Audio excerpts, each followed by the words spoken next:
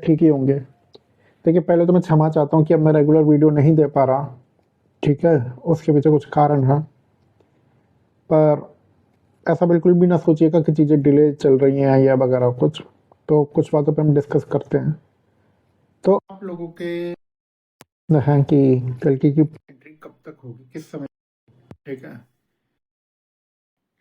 तो करता हूँ पॉइंट वाइज पॉइंट, आप कुछ समझ पाओ। और जो रहा है, जो नए लोग कुछ भी समझ आना मुश्किल है क्योंकि चैनल बहुत आगे बढ़ चुका है और हम चीज़ों को रिपीट करने में यकीन नहीं रखते। तो बढ़िया, आप लोगों को चीज़ें शायद समझ में नहीं आएंगी, तो अपना टाइम बर्बाद ना कीजिएगा अगर, ठीक है? एस्ट्रोलॉजी और मतलब मानने ना मानने की बात नहीं है, बट एस्ट्रोलॉजी को मैं फॉलो नहीं करता, उसे मैं समझने की कोशिश नहीं करता। कभी कभार कुछ चीज़ें आ जाती हैं जो सही होती हैं, जो मुझे लगता है कि बता देनी चाहिए, कोई भेज दे से एक है। इसका यह बिल्कुल भी अर्थ पीछे क्या बोल रहे हैं, वर्ल्ड के गेम होते हैं ना, वो बहुत हाई लेवल, इसका बस एक पार्ट है, पूरी कहानी नहीं है। अगर कोई होगा तो ये सारी बातें मैंने ऑलरेडी की सारे के सारे मैटर खुलेंगे और ये जो कुछ अभी छपा हुआ चल रहा है ये भी ओपन में आएगा। टाइम फ्रेम को लेकर कुछ मैटर हो सकते हैं, तो पॉइंट वाइज पॉइंट मैं आपको कुछ बातें बताता हूँ। देखो, आप लोगों के प्रश्न बहुत हैं, भ्रमित ना होइए। जो वाकई में चीज़ों को जान चुके हैं वो ठीक है, अपने तक रखिए, भ्रमित होने की ज़रूरत नहीं है। और क्या होता है, जो देखो, हर चीज़ के अपने रेजिस्टेंस होते हैं। मतलब आप कहीं भी करो, फ्रिक्शन तो आएगा। आप दौड़ोगे तो हवा किस दिशा में जा रही है वो रेजिस्ट करेगी आपकी रफ्तार को, आपकी स्पीड को, ठीक है? आप अगर कुछ भी करो, लाइक उसके अपने रेजिस्टेंसेस होते हैं। इस चैनल के अपने रेजिस्टेंस पता है, चैनल तो है नहीं कि राजमा चावल बनाना है कि हमने बना लिया, किसी और ने बना लिया, किसी और ने भी बना लिया, ऐसा चैनल तो है नहीं है। यह ऐसा चैनल है जो कल्कि की बात को लेकर है, ठीक है? कि कल्कि के प्रकटीकरण को लेकर उसी टॉपिक पे बना था। अब जब उस टॉपिक के ऊपर ये चैनल बना था तो फिर अगर कल्कि यहाँ से प्रकट होते हैं तो जितने भी बहुत लोग हैं, हजारों, जो अपने आप को समझ रहे हैं, जो अपने आप को उनका एक्सपर्ट समझ रहे हैं, उन लोगों के ऊपर दिक्कत आती है, उनके ऊपर दिक्कत आती है, ठीक है? बहुत सारी बातें धंधे पानी इफेक्ट होते हैं। तो उन लोगों का जो रेजिस्टेंस है ना, वो दूसरी तीसरी चौथी पांचवी तरीके से अफेक्ट करने की कोशिश करते हैं, ठीक है? अब हमारा ऐसा कोई इरादा नहीं है कि इसके ऊपर हम अपनी पंचवर्षीय योजना बना के बैठे हैं कि हमें ये कहानी खींचनी है। स्टार्ट किया, टॉपिक उठाया, बात खत्म, बस आगे बढ़ो। तो ऐसा कोई हमारा इरादा नहीं है कि इन लोगों से हम उलझते रहें, ये खपा दे अपनी ज़िंदगी उस चीज़ के अंदर, वो एक अलग बात है, लगे रहें। पर हमारा ऐसा कोई मन नहीं है कि, तो अब क्या है कि हमें इन्हें अवॉइड करना पड़ता है। देखो, वैसे सिस्टम है, जो आया वो ब्लॉग, जो आया वो ब्लॉग। पर होता क्या है कि देखो, मैं कुछ भी रखूँ, मैं कोई भी बात करूँ, कहते हो ना कि अगर आपको धोखे वगैरह ये पहले मिल जाते हैं तो आप में उस हिसाब से अकल भी आ जाती है, ठीक है? तो मैं कुछ भी बोलूँगा, कुछ भी, कोई लड़ेगा उसी चीज़ पे, कोई उलझेगा उसी चीज़ पे। मान लो मैंने क्लियरिटी दे दी, ठीक है, कि कल की दिल्ली में है या आंध्र प्रदेश में है, सपोज करो, तो लड़ने के लिए मैं कुछ लोगों को एक टॉपिक दे रहा हूँ, मतलब आप लोगों को तो मैं उम्मीद दे रहा हूँ जो सही वे में कनेक्टेड है, लेकिन कुछ लोगों को समझने के लिए एक टॉपिक दे रहा हूँ। आंध्र प्रदेश में नहीं, आंध्र प्रदेश में है तो कहाँ है, वगैरह वगैरह 50 बातें। तो मैं वो टॉपिक क्यों दूँ किसी को उलझने का? तो सोचता हूँ घुमाने का, ठीक है? घूमते रहो, तुम घूमने के लिए बने हो, बहुत घूमो और घूमो, घूमते रहो बस। कैसे हैं दोस्तों आप लोग? उम्मीद है ठीक ही होंगे। देखिए, पहले तो मैं क्षमा चाहता हूँ कि अब मैं रेगुलर वीडियो नहीं दे पा रहा, ठीक है? उसके पीछे कुछ कारण है। पर मेरे क्लैरिटी देने से आपको क्लैरिटी नहीं आएगी, मेरे क्लैरिटी देने से आपको क्लैरिटी नहीं आएगी। क्लैरिटी वो आपके अपने प्रारब्ध, आपकी अपनी नीयत, ये सब चीज़ें तय करेगा, ठीक है? कि आपको कब पता चलता है कल की कौन है, वर्किंग कैसे शुरू होनी, कैसे नहीं होनी। कुछ बातें रिपीट कर देता हूँ। मैंने हमेशा यही कहा है कि कल्कि का प्रकटीकरण कोई ऑन और ऑफ स्विच का बटन नहीं है। ऑन और ऑफ स्विच का बटन मतलब बिजली, लाइट जलाया बिजली ऑन हो गई, लाइट बंद की बिजली ऑफ हो गई। ऐसा कुछ भी नहीं कल्कि के प्रकटीकरण में। कल्कि का प्रकटीकरण ग्रेजुअल प्रोसेस है। मतलब जब सूरज है ना धीमे धीमे करके उगता है, फिर एकदम से पूरी दुनिया को कवर कर लेता है दोपहर आती है, तो वो इस तरीके का है। अब वो किसको कब समझ में आता है, किसके दिमाग में कब बात घुसती है, वो देखो वो पर्सनल टॉपिक है, वो पर्सन टू पर्सन डिपेंड करता है। ठीक है, उसका कोई आप हमसे पूछो कि कल का प्रकटीकरण कब होगा, नहीं, ऐसे नहीं होता प्रकटीकरण। वो बात यह है कि आपको कहानी कब समझ में आती है, आपका अपना पर्सनल आपकी अपनी पर्सनल चेतना कब जवाब देती है कि यही पर्सन कल की है, नहीं है। अब इसमें भी क्या है, फेसेस है। फेसेस कहते हैं, फेसेस ऐसे हैं कि मान लो आप कहानी में सुग्रीव हो, केवट हो, कोई भी कहानी में सुग्रीव है, केवट है, सबरी है, हनुमान है किस स्तर का पर्सन। ठीक है, अगर सुग्रीव है तो उसे राज्य चाहिए, अपना सांसारिक चीज़ें चाहिए, उसे पता है कि राम कौन है, पर फिर भी उसे कुछ चाहिए, सांसारिक चीज़ें चाहिए। सबरी है या केवट है तो वो प्रतीक्षा है उनकी। ठीक है, उन्हें कुछ चाहिए नहीं, बस वो वहीं तक है, पर फिर भी उनकी प्रतीक्षा एक भक्ति की तरह से बहुत बड़ी प्रतीक्षा है। हनुमान है तो फिर वो जीवन ही समर्पित कर दिया, वो हर युद्ध में भी है। तो वो बात यह आती है कि किसी की कैटेगरी क्या है, ठीक है, कौन किस जगह पे है उस चीज़ के अंदर, क्या है क्या नहीं है, ये सब पर्सनल एनालिसिस की चीज़ें हैं। कल्कि को अगर हमें समझना है, हमें ढूंढना है, ठीक है, वो तो देखो प्रकट हो ही जाएंगे वो, लेकिन उससे पहले हमें जो कहते हैं ना कि अपना आत्मचिंतन करना भी जरूरी है कि हम किस स्टेज पे आ रहे हैं, हम कौन है, क्या नहीं है। ठीक है, देखो मैं टॉपिक थोड़ा जल्दी जल्दी कवर करूँगा। तो अब प्रश्न लौट फिर के यहीं आता है कि फुली प्रोसेस कैसे होगा, और मामला हाई पर जा रहा है, मतलब चीज़ों में विलम्ब हो रहा है, ये वो वगैरह वगैरह। चीज़ों में विलम्ब नहीं हो रहा, आपकी तरफ से आपको लगता है चीज़ों में विलम्ब हो रहा है, क्योंकि आप इन चीज़ों को एग्जैक्टली नहीं देख पा रहे, आपको नहीं पता वो प्रोसेस क्या है, कहाँ पे क्या हो रहा है, क्या नहीं हो रहा। तो उस वजह से आपको लगती हैं वो बातें, पर चीज़ों में विलम्ब नहीं हो रहा।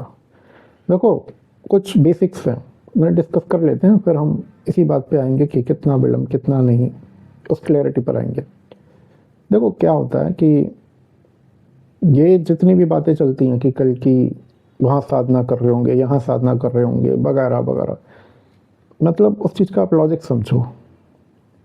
जो इसके अंदर ईश्वर हैं उसे कोई साधना करने की ज़रूरत पड़ेगी, कभी भी पड़ेगी नहीं पड़ेगी। ठीक है, वो जनरल चीज़ें, सब मनुष्य शरीर है तो वो कुछ ना कुछ आती हैं, लेकिन इतनी शक्ति उनके अंदर होगी जो भी टेंशन्स वगैरह आती हैं कि वो उसे ओवरकम कर ले, ओवर पावर कर ले समय के साथ। ठीक है, उन्हें अलग से साधना वगैरह करने की ज़रूरत नहीं पड़ेगी। दूसरी बात, युद्ध एआई से होना है। अब कई लोग कहते हैं कि पहाड़ों में ट्रेनिंग ले रहे हैं शस्त्र चलाने की, युद्ध एआई से होना है, ड्रोन से होना है, कौन सी तलवार और भाले से की ट्रेनिंग काम आएगी। ठीक है, तो वो लोग बोलते रहते हैं, आप सुनो, एक कान से सुनो दूसरे कान से निकाल दो, उन बातों का कोई मतलब नहीं, बेवकूफ़ी भरी बातें हैं वो।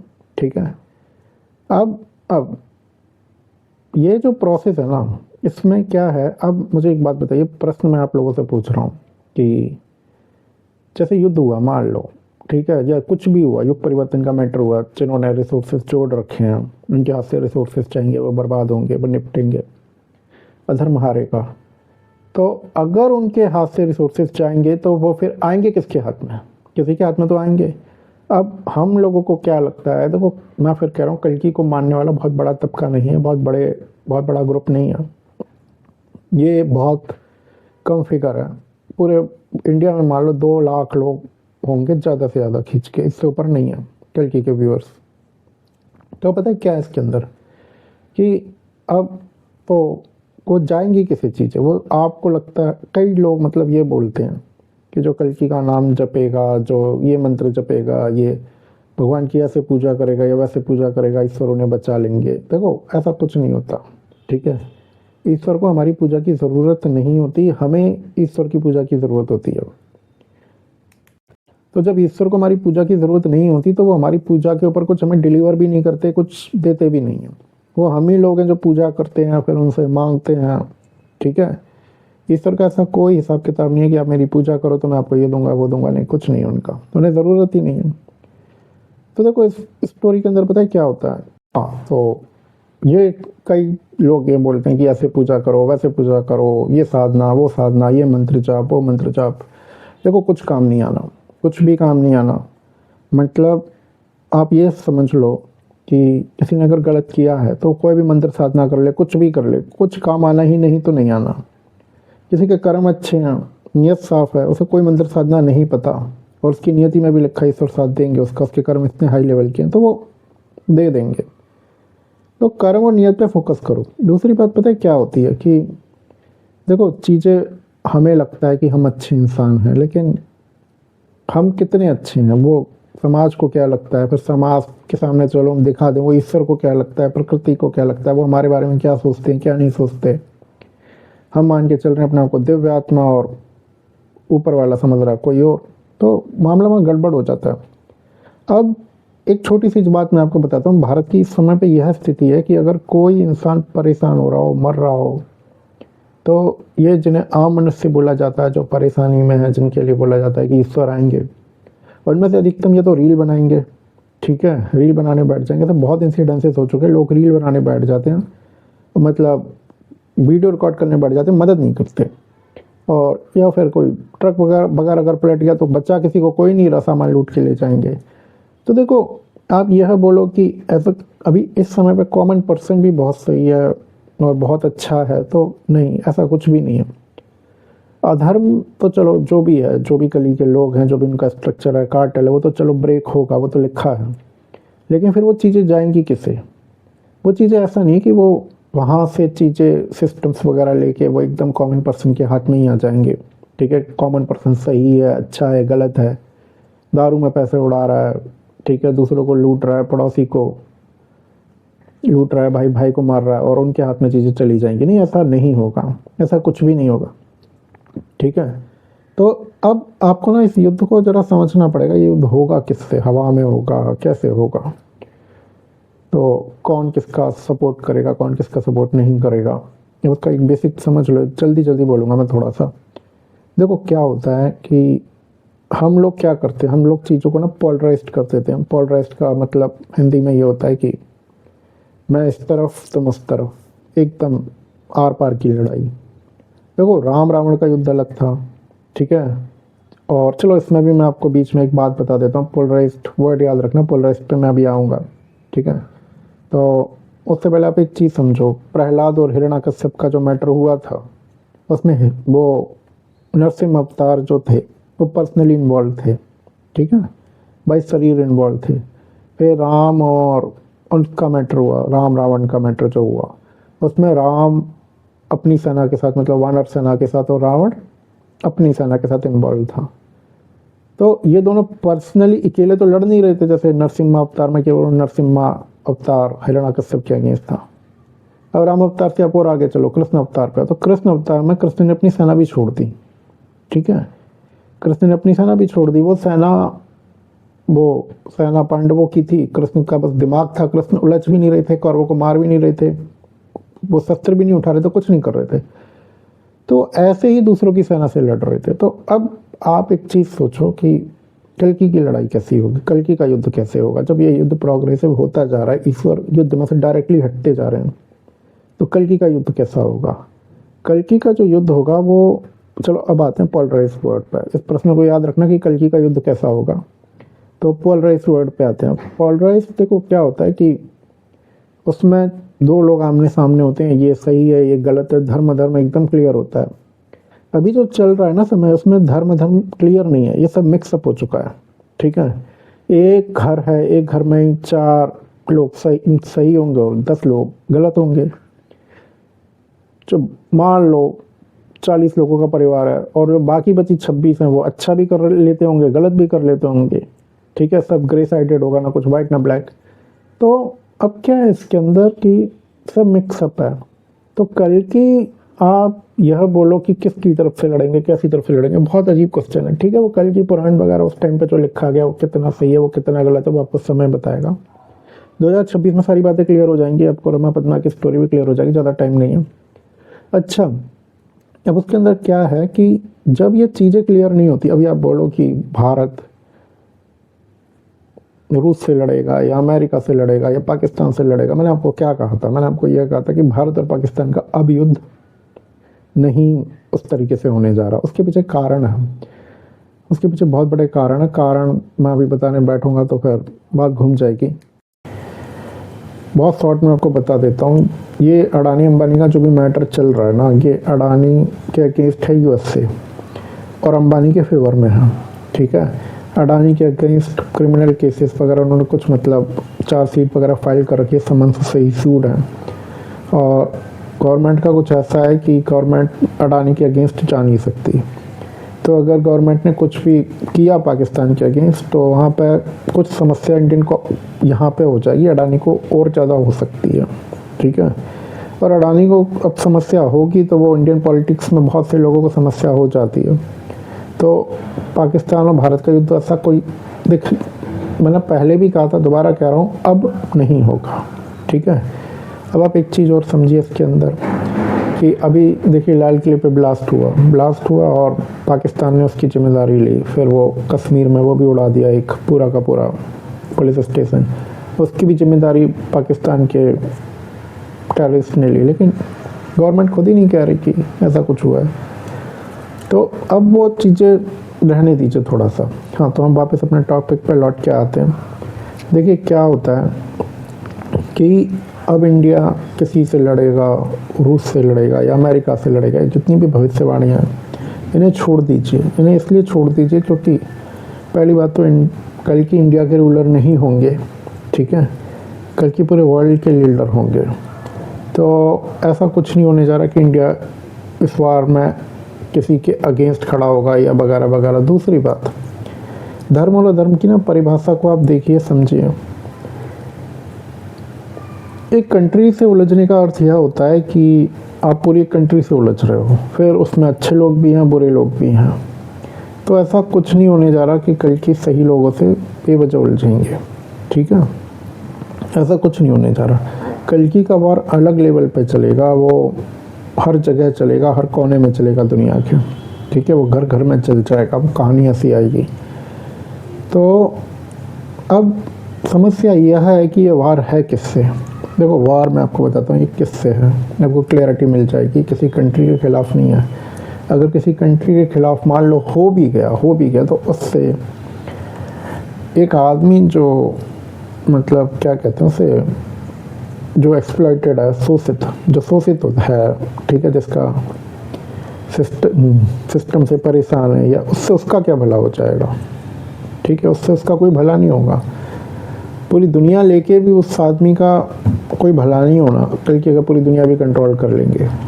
बात यह है कि वो जो आदमी ईश्वर के भरोसे बैठा है, अपने कर्म सही कर रहा है, उसका भला कैसे होगा। अब वो ये इंडिया में भी हो सकता है, वो अमेरिका में भी हो सकता है, यूरोप में भी हो सकता है, अरब कंट्रीज़ में भी हो सकता है, कहीं भी हो सकता है वो, ठीक है।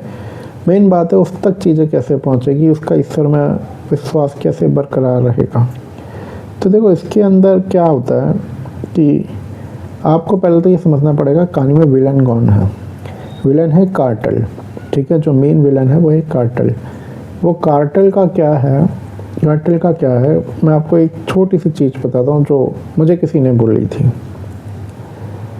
किसी ने मुझसे ये कहा था कि जो लोग सच्चाई के रास्ते पे चलते हैं, सही काम करते हैं, बहुत नाम करते हैं, ये वगैरह, वो उनकी मूर्तियाँ तो बन जाती हैं, ठीक है, लोग इज्जत भी बहुत करते हैं, लेकिन उनके बच्चे भूखे रहते हैं, ठीक है। कली का ही आदमी था वो, ठीक है, कुछ। हाँ, तो अब आप मुझे ये बताओ कि ये बोलने की हिम्मत उसके अंदर कहाँ से आ रही है, ठीक है, उसे कौन दे रहा है ये बोलने की हिम्मत। ये बोलने की हिम्मत उसे यहीं से मिल रही है कि वो गलत सही जो भी कर रहा है उसे कोई रोकने वाला नहीं, टोकने वाला नहीं, उसके परिवार को कोई रोकने वाला टोकने वाला नहीं। उसके बाप दादाओं ने ऐसे दौलत जोड़ी, ऐसे कमाया, उसके बॉसेस जहाँ वो काम करता है वो सब ऐसे ही हैं, ठीक है, यहाँ से आ रही है उसे हिम्मत। तो जो असली, अब वो पूरी दुनिया अगर कल की ले भी लेते हैं, सब कुछ हो भी जाता है, पूरा सिस्टम भी उनके पास चला जाता है, इंडिया सारी दुनिया भी जीत लेती है, तो भी क्या ये सोच ख़त्म होगी? नहीं, ये सोच ख़त्म नहीं होगी। तो असली विलेन कौन है? असली विलेन ये सोच है। ख़त्म इस सोच को करना ज़रूरी है, ठीक है। और ये सोच तभी ख़त्म होगी जब जिन लोगों ने कहानियाँ खड़ी कर रखी हैं ना किसी भी तरीके से या कुछ भी, गलत करके, चाहे वो दुनिया का कोई भी कोना हो, जब तक उनके ऊपर चोट नहीं लगेगी तब तक वो कहानी ख़त्म नहीं होगी। ठीक है, अब यह बात मैं अपनी वीडियो में शुरू से कहता आ रहा हूँ, जो आज मैंने अभी आपको क्लिपिंग दिखाई कि सारी फाइलें खुलेंगी, सारी एक एक 1947 के बाद वाली। अब आप पे ही बताता हूँ मैं भी। ठीक है, अब एकदम पकड़ के ना बैठ जाइएगा मुझे कि मुझे कैसे पता, पर जैसे भी पता है सारी फाइलें खुलेंगी सारी। दादा मर गया, पोता संपत्ति को भोग रहा है, तो वो जो है ना, वो पोते तक से संपत्ति ले ली जाएगी। ठीक है, जिसने उस प्रॉपर्टी को खाया है, भोगा है, सब पे करना पड़ जाएगा सब। ठीक है, अब तो विलेन कौन है? विलेन ये सोच है जो ये शक्ति दे रहा है कि कुछ भी गलत करो आप कमा सकते हो, आप आगे बढ़ सकते हो। तो चोट लगेगी किसे? चोट इस सोच को ही तो लगेगी, इस बात को ही तो लगेगी। ठीक है, और ये पूरी दुनिया भर में लगेगी। अब बहुत भारी खेल होने जा रहा है। अब आप लोगों को लगता है कि समय बहुत है, नहीं समय बहुत नहीं है, समय बहुत नहीं है। चलो मैं ये लास्ट टॉपिक उठा रहा हूँ, उसके बाद मैं कंक्लूड करूँगा आज का वीडियो। मेरी एक बात को बड़े ध्यान से समझना, यह एक मतलब क्या ब्लूटूथ है जिससे ये वीडियो ऑन ऑफ होता है।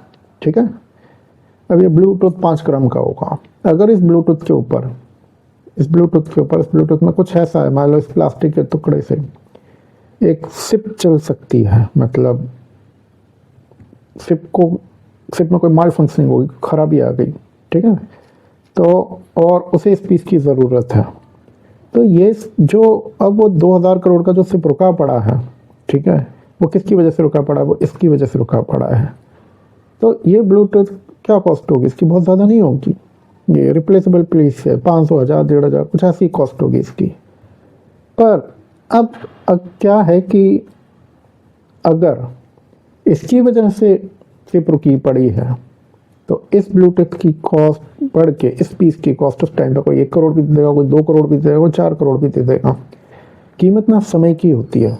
ठीक है, और समय की कीमत होती है और उसकी यूटिलिटी की होती है कि उसकी वजह से काम क्या रुके पड़े, काम क्या नहीं रुके पड़े। देखो हमारे और आपके जीवन में क्या होता है कि हम लोग ये सोचते हैं कि बड़ी बड़ी चीज़ों की वजह से कहानियाँ रुक जाती हैं या कुछ भी ऐसा वैसा। ठीक है, अब मान लो आपने कुछ डिज़ाइन किया, कुछ भी डिज़ाइन किया, बहुत कॉस्टली डिज़ाइन किया, और आपके पास डिज़ाइन करने की ऑथोरिटी है उस चीज़ को। तो अब आपको एक चीज़ यहाँ पे ये समझनी पड़ेगी कि जब आपके पास फ्री होल्ड है, आप क्रिएट कर रहे हो सब कुछ, और आपने उसका जो पूरा फंक्शन कुछ भी एक छोटी सी निडल के ऊपर रोक दिया। ठीक है, तो अब आपने कुछ भी बहुत महंगा बनाया, करोड़ों का बनाया, और निडल कितने की है? 50 पैसे की, 1 रुपए की आती होगी मेरे ख्याल से। तो उस 1 रुपए की नीडल अगर उस एरिया में नहीं है, तो जिसके पास भी उस नीडल की कॉस्ट बढ़ गई है ना। तो देखो ह्यूमन मेड सिस्टम्स में कहना ये चाह रहा हूँ कि जैसे कोई भी चीज़ ह्यूमन मेड सिस्टम्स में अगर चलती है, जो आदमी सिस्टम्स बनाता है उसमें अगर चलती है, तो यह समझो कि किस चीज़ की ज़रूरत है उस पॉइंट पर। ठीक है, कृष्ण ने उंगली पर पर्वत उठा लिया, अब कोई और तो नहीं उठा सकता था, कृष्ण ने उठा लिया, तो कॉस्ट किसकी है? कृष्ण की उंगली की तो है। ठीक है, तो कई बार बहुत छोटी छोटी हल्की हल्की चीज़ों पे बहुत भारी कहानियाँ टिकी होती हैं। अब ये जब आप हल्की हल्की चीज़ों पे कहानियाँ टिका लेते हो, ये पता नहीं मैं आप लोगों की समझ में आ रहा है या नहीं आ रहा, लेकिन जो क्रिएटर होता है, जो कल्कि की कहानी जो मैं जो भी आभास करता हूँ वो ऐसी है। उन्होंने एक बहुत छोटी सी चीज़ पर बड़ी भारी कहानी टिका दिया। ठीक है, दुनिया का पूरा सिस्टम सब कुछ बहुत छोटी छोटी चीज़ों पर टिका रखा है। अब वो जो छोटी छोटी चीज़ें हैं वो मतलब हल्के हल्के ड्रॉबैक हैं, बहुत बड़े ड्रॉबैक नहीं। चलो आपको समझाने की कोशिश करता हूँ, मैं कुछ और तरीके से समझाता हूँ। आप में से तो मुझे नहीं पता आप लोग कितने सिस्टम के बारे में जानते हो, कितना नहीं, पर फिर भी कॉर्पोरेट वर्ल्ड के बारे में, पर फिर भी मैं समझ के चलता हूँ कि न्यूज़ वगैरह से आप थोड़े से अपग्रेडेड रहते होगे, शेयर मार्केट कैसे काम करता है, कैसे नहीं काम करता है, बहुत सारी बातें। तो देखो इसके अंदर क्या होता है कि मान लो आजकल क्या हो रहा है, कोई मार्केट में कंपनी आई, उसने थोड़ा सा रेवेन्यू दिखाया, वो 4 साल लॉसेस में चल रही है, फिर उसे आईपीओ लाना है तो वो 1 साल अपने आप को जब आईपीओ लाना है प्रॉफिट में दिखा देगी। कंपनी का वैल्यूएशन कुछ नहीं है, कोई कुछ भी नहीं है, बस वो टेक्नोलॉजिकल ग्राफ एक्सेल शीट पे प्रोजेक्शन वगैरह बना के उसमें कुछ लोगों ने 200 करोड़ रुपए डाले और वो जैसे ही आईपीओ आता है वो अपना 200 करोड़ का 5000 करोड़ निकाल लेते हैं। अब उनकी वैल्यू, कंपनी की कीमत कहाँ से बढ़ी, क्या हुआ क्या नहीं हुआ, किसी को कुछ नहीं पता, वो कैलकुलेशन किसी की समझ में नहीं आ रही। ठीक है, अभी देखो पेटीएम का आपको हाल पता ही होगा, पेटीएम कैसे गिरा था, फिर जोमेटो के शेयर्स के साथ भी यही हुआ था, जोमेटो गिरी थी बुरी तरह से, फिर थोड़ी सी उठ गई।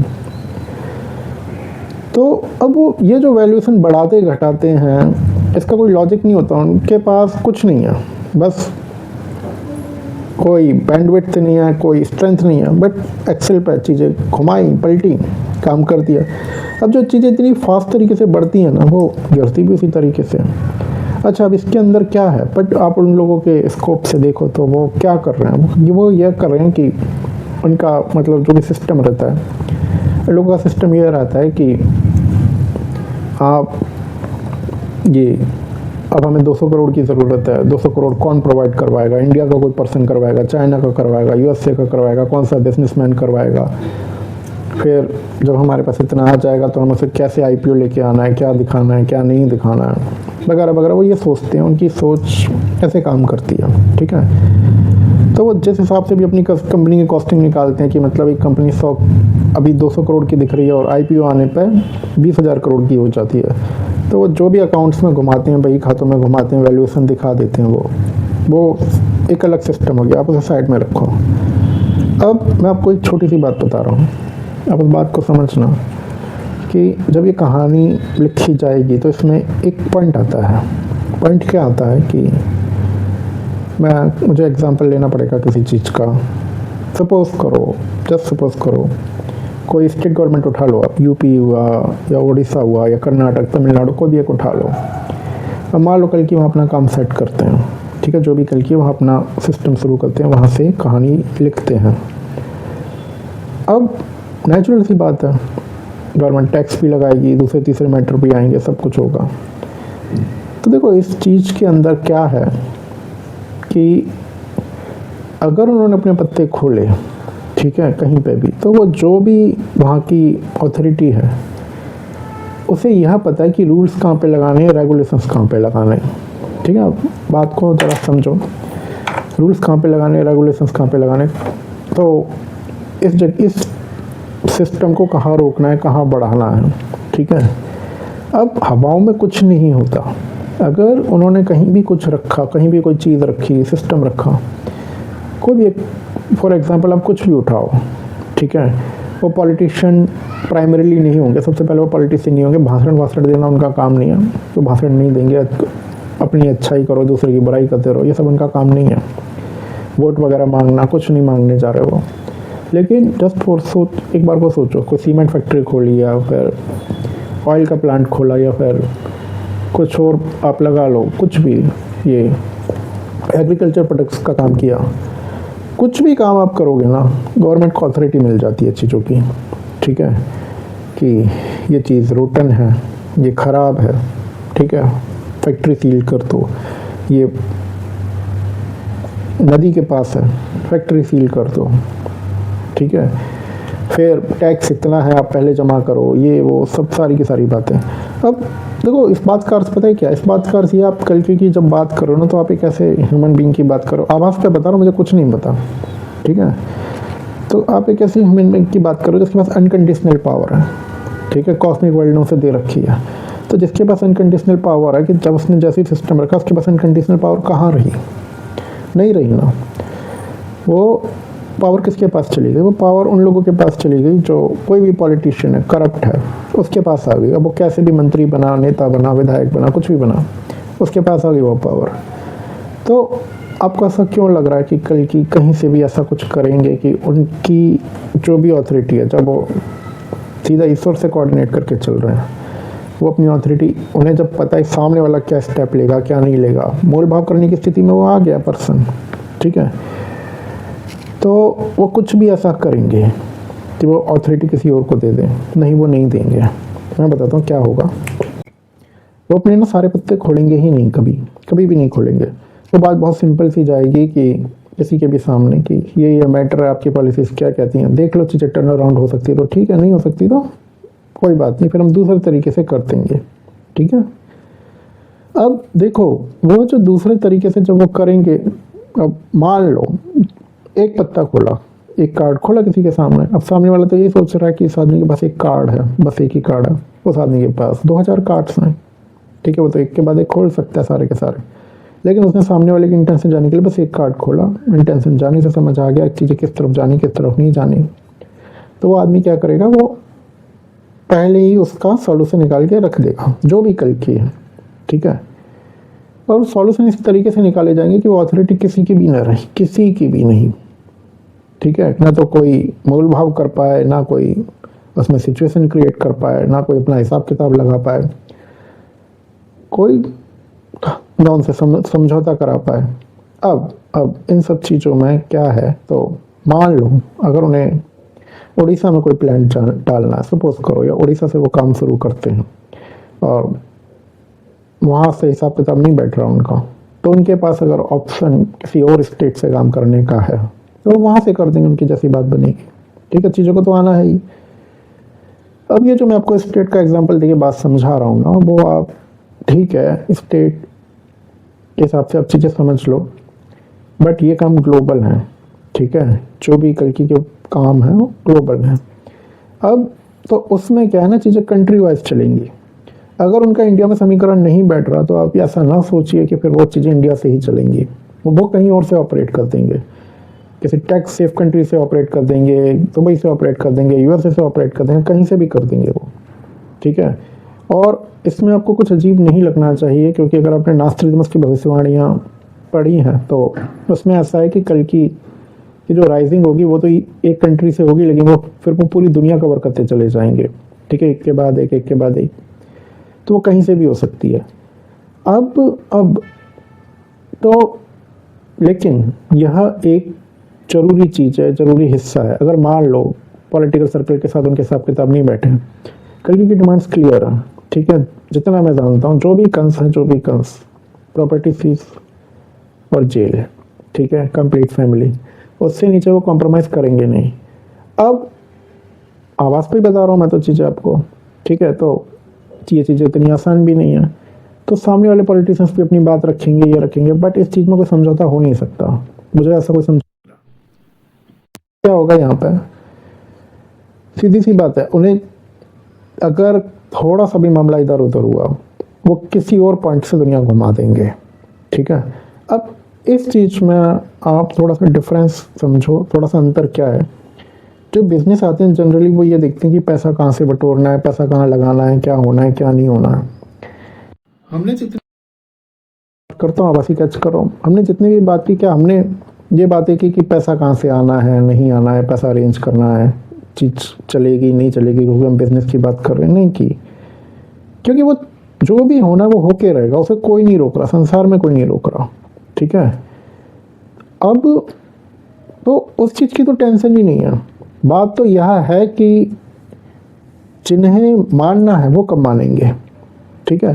तो वहाँ जो समाधान ढूंढे जाएंगे, या जिस समाधान पे बात हो रही होगी, वो यही सारे समाधानों पे बात हो रही होगी, ठीक है, कि कौन सा पॉइंट कब रखना है, कौन सी चीज़ कब रखनी है, कहाँ से मामले घुमाने, इंडिया से रखने, कितने इंडिया के बाहर से रखने हैं, वो अपने, अब क्योंकि आपको चीज़ें बस दिखाई नहीं दे रही, इसलिए आपको हो सकता है लगता हो कि चीज़ें डिले हैं, ये है वो है, नहीं, चीज़ें बिल्कुल डिले नहीं है। जब मामला इस लेवल पर हो, इस लेवल पर हो कि सीधा सा हिसाब किताब के पास भी पावर है, ठीक है, आवाज पे ही बता रहा हूँ, ये मत समझना मुझे चीज़ें एक्यूरेटली पता है, ठीक है, जो आवाज आता उसी पे बोलता हूँ। तो जब, और ना मुझे पता कल की कौन है, मैं नहीं जानता, मैंने केवल इनके कर्म और शक्तियों पर से पहचाना जा सकता और कोई तरीका नहीं है, ठीक है। तो बात इस लेवल हो कि जो करना है करो, कहीं भी कोई रोकथाम नहीं है, पर सबसे पहले मुझे मेरा मैटर क्लियर चाहिए, ठीक है, और वो भी एकदम टॉप के लेवल पे। तो आप समझ जाओ कि मामला नहीं होगा, सीरियस ही होगा, ठीक है, बहुत सीरियस होगा।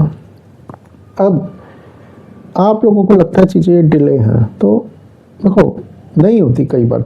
अब दिया कि इस ब्लूटूथ स्पीकर पे अगर हम बहुत बड़ी कहानी रोक दें तो ब्लूटूथ स्पीकर की कीमत बहुत ज़्यादा बढ़ जाती है। जो मुझे दिखाई देता है ना, मुझे समझ आता है, ठीक है। यह था कि हो गया, रखे भूल गए कुछ भी है, जो भी डेस्टिनी में होगा, ठीक है। अब पहले तो वो डॉक्यूमेंट्स बनेंगे या इन प्रोसेसिंग, उसमें जो भी 1-2 महीना लगेगा। डॉक्यूमेंट्स के बनने से पहले तो डील होने से रही एकदम ओपन वाली, एकदम पावरफुल वाली नहीं होगी। उससे पहले जो कुछ भी होगा हल्का हल्का होगा, पर जैसे वो डॉक्यूमेंट्स बन जाएंगे, जो कुछ भी हो जाएगा, वो फिर चीज़ें एकदम हाइपर मोड में आ जाएंगी। तो अब आपको ऐसा लग रहा है कि चीज़ें डिले है, नहीं है। देखो एक तो होता है कि कुछ पार्ट्स में चीज़ें आए, ऐसे आए वैसे आए। वर्ल्ड की सबसे बड़ी कॉर्पोरेट डील रेडी पड़ी है, ठीक है। बस इतना फासले में से किसी को निकल के आना, रिस्पॉन्सिबिलिटी अपने ऊपर लेनी है और सब इम्प्लीमेंट करना है, बस इतनी ही देरी है। 2025 मेरे ख्याल से जो खत्म होने वाला है, इसमें 41 डेज रह गए हैं। मेरे ख्याल से जो 2025 है ना, इसमें वो सारी पेंडिंग फाइल्स क्लोज हो जाएंगी कि कुछ भी चीज़ ऐसी ना रहे कि जो आने में व्यवधान बने। और 2026 सबसे बड़ा टर्न अराउंड एरा है पूरी मानव सभ्यता के लिए।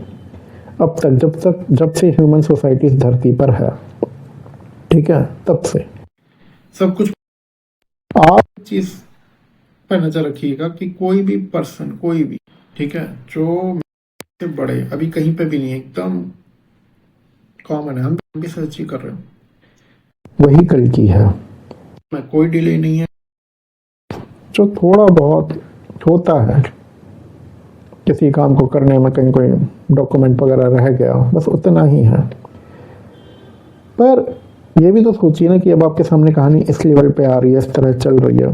2025 मतलब 2024 में तो सब हवा में हाथी मार रहे थे ना, जिन्हें विश्वास था वो तो ठीक है, आ चुके वगैरह वगैरह, ठीक है, वो विश्वास अपनी जगह पर सही है, कुछ लोग थे। बट अब आपके सामने एक कहानी है, एक स्टेटस अपडेट है, चीज़ें कैसे होनी है, क्या होनी है, ठीक है।